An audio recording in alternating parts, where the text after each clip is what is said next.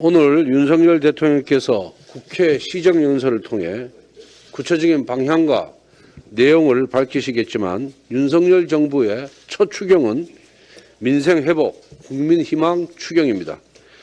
코로나 팬데믹 장기화로 인해서 벼랑 끝으로 내몰린 소상공인, 자영업자 370만 명 누구나 600만 원을 업종별로 최대 1,000만 원까지 지원받을 수 있습니다. 그동안 코로나 지원 사각지대에 있었던 법인 택시, 노선버스, 전세버스 기사에게 200만 원을 지원하고 방과 후 강사, 보험 설계사 등 특고, 프리랜서 및 문화예술인에게는 100만 원을 지원하도록 했습니다.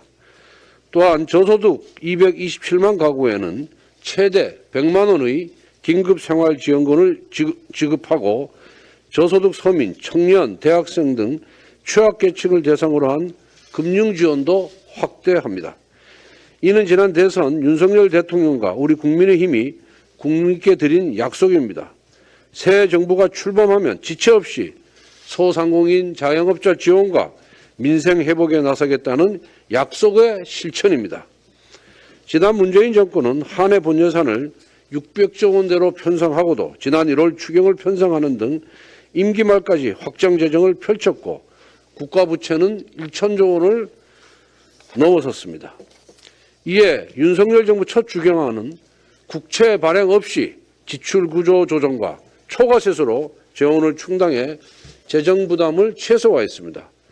초과세수 가운데 9조 원을 국채 상환에 사용함으로써 GDP 대비 50.1%였던 국가 채무 비율은 49.6%로 개선될 것으로 기대합니다.